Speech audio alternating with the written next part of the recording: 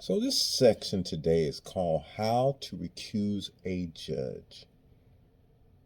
So let me ask you something. Have you ever walked into a courtroom and felt like before anybody said a single word that the judge had already made up their mind? Maybe the judge refused to look at your evidence. Maybe they kept ruling against you no matter what you said. Maybe the other side's lawyer whispered something and suddenly your case started going sideways. You weren't crazy. You weren't paranoid. That feeling has a name, and it has a legal remedy. It's called a motion to recuse. I'm a pro se litigant. That means I represent myself, and I have filed motions to recuse 7 different judges across state and federal court in Tennessee. I have the receipts, orders, transcripts, case numbers, and all of it documented. This is not a theory. This is from someone who's been in the arena. So what is a recusal? The basis. So the recusal is a legal process of having a judge removed from your case because that judge cannot be fair. Not won't be, but cannot be. The standard is whether a reasonable person, knowing all the facts, would question the judge's impartiality. Note that it's not whether you can prove the judge is actually biased. It's whether a reasonable person would have a legitimate reason to question it. That is a powerful standard, and most people don't know they can use it. You see, the rules that govern this is, in Tennessee, recusal is governed by the Tennessee Supreme Court Rule 10. It's called the Code of Judicial Conduct.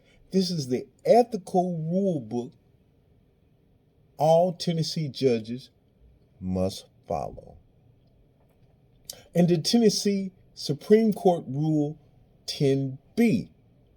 This is the procedure for how you actually file and legitimate a recusal motion.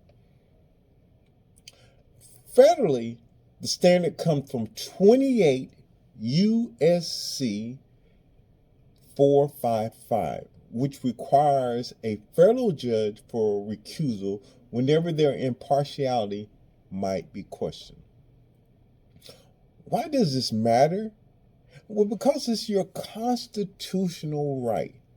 Here's the bottom line. No man or woman should be subjected to a decision maker who has a bias against them. Period.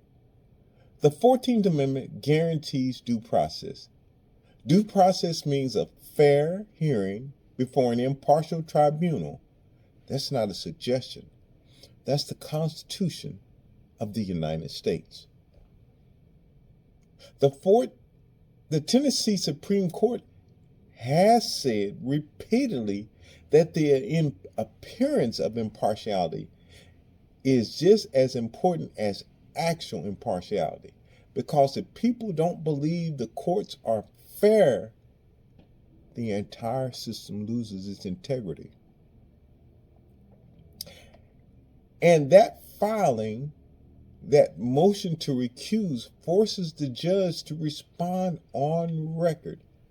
It creates a paper trail. And if they deny it, that denial is reviewable on appeal. See, the grounds when you can recuse a judge.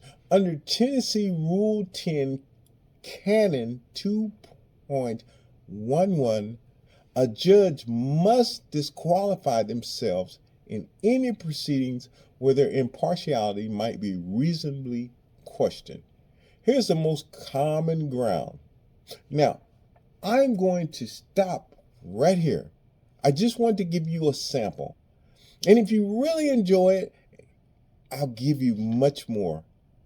It's much longer, but I just wanted to give you a sample of what the recusal is, and I'll break it down about an interlocutory appeal, and then how you file an affidavit, or you'll do what we call a declaration under penalty of perjury.